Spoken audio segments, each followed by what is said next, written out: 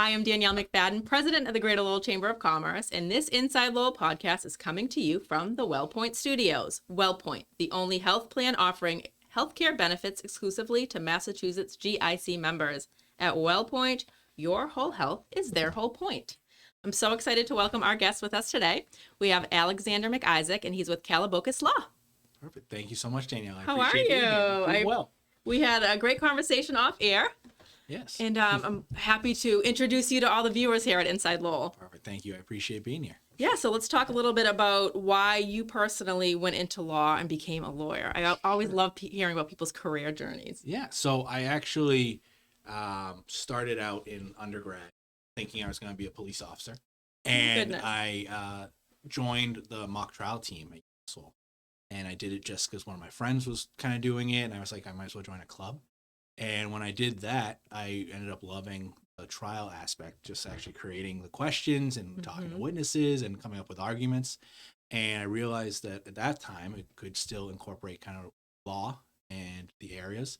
And also helped my passion of what at the time was I thought I was helping people. Yeah. And I really wanted to help people. And so I learned that from there. I went to law school and kind of worked on the criminal side. And then I worked on a number of different areas while in law school, including prisoners' legal services, like trying to help prisoners actually protect their rights. And then I went to district attorney's office for the internship, and I ended up working for them, again, helping out victims and protected people, communities, and actually making sure that the justice was upheld in different ways, more than you would traditionally think even, where you're actually trying to help people more than sometimes prosecuting them. And then on the flip side, now what I do is I do criminal defense work as well as family law work. And what I do there is I'm helping people out through a number of different areas, like criminal defense when they're charged or during an investigation, whether it's they're actually being charged and they actually have to go through that process, or they're just being spoken to by the police, or in other words, kind of where the interplay is with family law and criminal law sometimes, where it's you have child custody issues and restraining orders is kind of the interplay between the two of them. I help people out in different ways, whether they're trying to actually get one or whether they're actually looking at one and trying to figure out what their rights are. Great. Yeah.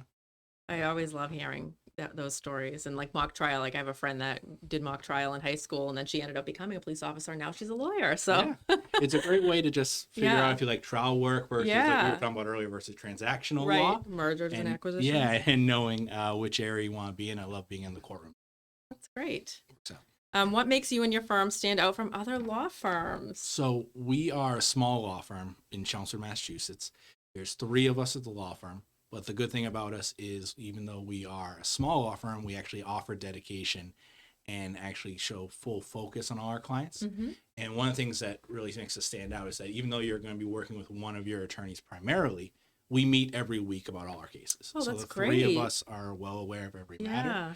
As well, what you get, especially with the litigation side that I handle, is whenever there's a family law issue or a criminal law issue, sometimes there's a lot of interplay, like I said, with restraining orders. You know, you have family members with people who are charged with domestic or other crimes. And usually what you have to do is seek out multiple attorneys. One that handles maybe the divorce of the child custody matter, one that handles the restraining order, one that handles the criminal charge, or other areas such as that. With our firm, or at least with me in the litigation side, I experienced in all 3 areas. So usually you have one stop shop. You can have one lawyer who works on restraining order, child custody, or the divorce side of it, as well as the criminal. And that's helpful because even though having maybe multiple eyes could be helpful in different ways, having one attorney, one saves you costs. You have one point of contact, and you have one person who actually knows the full aspect of your life. And actually knows the differences between going to a restraining order, doing a criminal charge, and a divorce. And it's not conjected and disjointed. Yeah. You actually have someone who knows the full picture and can actually explain that to a court or to an agency who's actually reviewing this.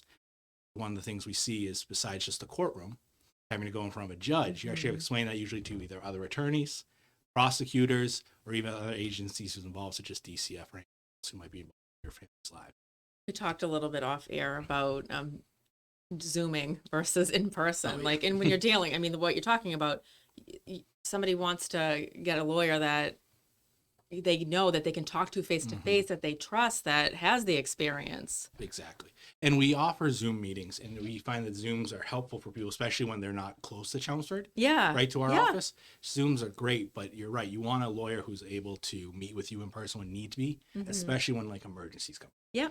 And we have emergency hearings, like you said, you get arrested, you get charged with a crime, you have a restraining order served on you, or all of a sudden something happens in your life where you have to go get a restraining order. Yeah. You want to be able to have an attorney be available either by video or in person. Yeah. Like you that's said. great. Yeah. And since the pandemic, I mean, Zoom has been prolific for everybody. Very true. But in person is always helpful, having an attorney available to discuss all these different aspects. Yeah, that's someone great. looks for. It's nice that you offer that flexibility though, because if somebody already was already working with you, and then they just want to hop on a Zoom quickly to talk to you and get your exactly counsel. Doing the video is always helpful Yeah. for people, especially like you said, if it's just like, hey, we have a court date coming up, or hey, this just came up and we want to talk about it. When I have a lot of times now it's like during my lunch break at work, my clients are saying, hey, or they literally say like, hey, can you meet at noon because I have a lunch break? Can you meet on video? And I say, yeah, that's how we work. Yeah, that's great. What's one piece of advice you can give someone potentially involved in a criminal matter? So in criminal matters, there's, a litany of advice you can give your clients depending on their case. But the one thing I would say to everyone that I've learned over the years, and people probably hear, is if you're ever being questioned or ever being interacting with the police, almost always you should say, I want to speak to a lawyer. You should really keep your mouth shut, except when you have to give your name. Like you have to give your name, address, usually show your license if you're driving. Yeah. But at that point, when I see in all my cases and all my criminal clients, is that usually people want to try to explain what's going on, and they always think they can talk themselves either out of it, or even when they're not involved with a criminal enterprise, they're actually innocent, but they usually will say a few things that, even though the police are already looking at them, almost confirms what they believe. Yeah. So they may say, I'm not involved, but then they admit they were there where the crime scene was that they didn't even know about. The more you kind of tell police officers or other people investigating charges, the more, unfortunately, can be used against you. And they have those rights called Miranda rights for a reason. Yeah. And they do it because you're supposed to know that you have the right to an attorney. And having an attorney, even though some people feel that, you're saying I want an attorney, it's like you're guilty, right?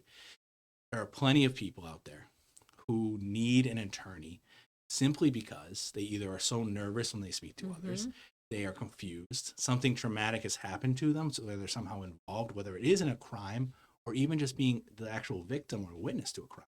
Something is so traumatic that they just want to speak, and they just are thinking. And unfortunately, when the police are investigating you, there's not many times, if they truly believe you are their guy or girl that is responsible, there's not many ways you're going to talk yourself out of it. So having an attorney advise you ahead of time and speak to you is so helpful, so necessary, even if you are completely innocent, to just be able to articulate to the police why you are innocent or not involved in any way. So it's one of the advice I always say is don't, even if you're invited to the police station, you're invited to go police, and they're just saying, I'm just investigating, trying to figure out.